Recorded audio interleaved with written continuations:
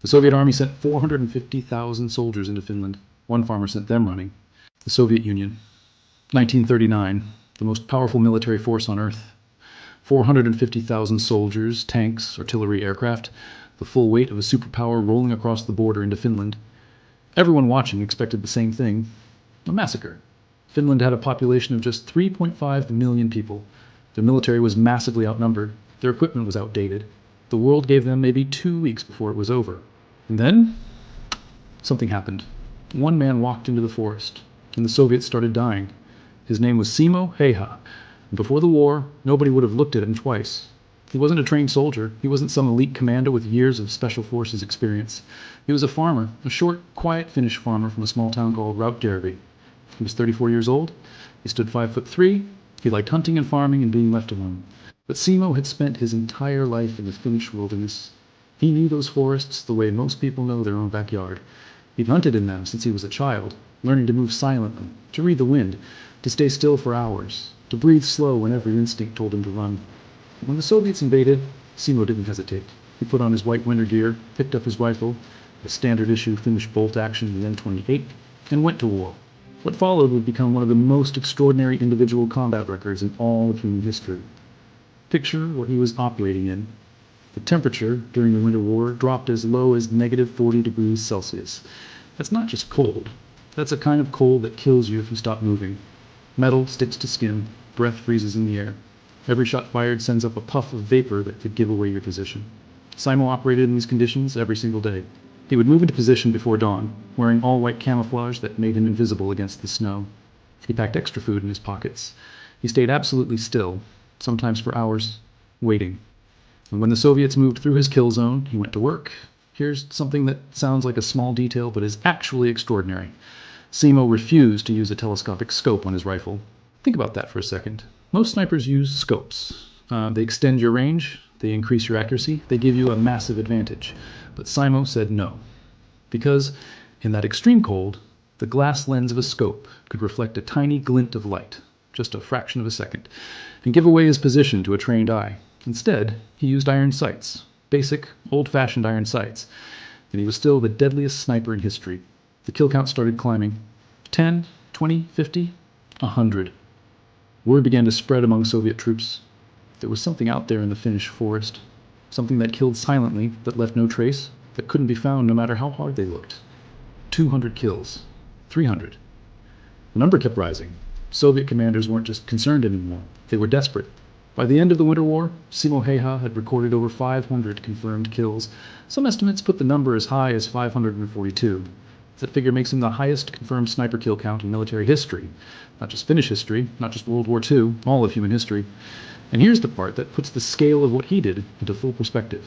The Soviets did not just try to outmaneuver him. They didn't just send better soldiers. They sent entire artillery barrages, coordinated strikes with multiple guns, targeted at the last known position of this one man. One man. And they were calling in artillery. They sent counter-snipers, specially trained Soviet marksmen whose sole job was to find and kill Simo Häyhä. They failed. They gave him a name. In Russian, they called him Belaya Smert, the White Death.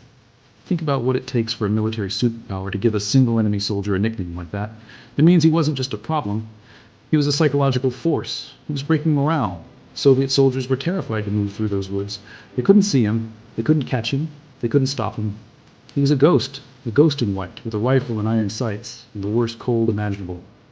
Now here's the thing about Simo Häyhä that I find most remarkable, and it's not his kill count. It's who he was as a person. He was never arrogant about what he did. He never boasted. He never performed his excellence for anyone. When journalists and historians later asked him what his secret was, how a farmer with iron sights outperformed the entire Soviet military apparatus, his answer was almost insultingly simple. He said, "Practice? That's it, practice." He had spent his entire life doing the thing that ended up saving his country. Not in some dramatic training montage, not in elite military preparation. Just a life lived with discipline and purpose, building a skill day after day in the cold Finnish forests. And now for the moment that makes this story feel almost mythological. On March 6, 1940, near the very end of the war, a Soviet soldier managed to hit Simo with an explosive bullet. The round struck him in the jaw. It tore away part of his face. He was found unconscious in the snow, his cheek blown open.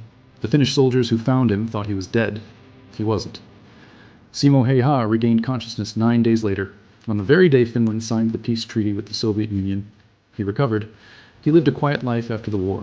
Back to farming, back to hunting, back to the forest. He died in 2002, 96 years old. The Soviet Union, for context, dissolved in 1991. Simo Häyhä outlived the empire that sent an entire army to kill him. So what do we actually take from this story? Because it's easy to hear it as just an action story. Cool piece of military history. And yes, it is incredibly compelling. But there's something deeper here that I keep coming back to. Simo Häyhä didn't become the White Death overnight. He didn't wake up one morning as a legend. He became extraordinary through repetition, through thousands of hours alone in the Finnish wilderness, learning his craft, learning patience, learning how to be still when the world demanded noise. He didn't use the most advanced tools available. He rejected the scope because he understood that simplicity, when mastered completely, beats complexity every time. He operated in conditions that would break most people, temperatures that could kill a man under artillery fire, hunted by trained snipers, and he never stopped doing what he knew how to do. The world will always underestimate the person who has quietly, patiently, relentlessly built something real.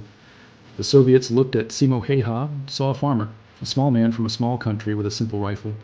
They calculated the odds and decided Finland would fall in 2 weeks. What they didn't calculate was a lifetime of preparation. What they didn't calculate was someone who had spent every cold morning becoming exactly what his moment required. You don't know when your moment is coming. You don't know when the world is going to need the exact thing you've been quietly building. But the people who are ready when that moment arrives, they're not lucky. They're prepared.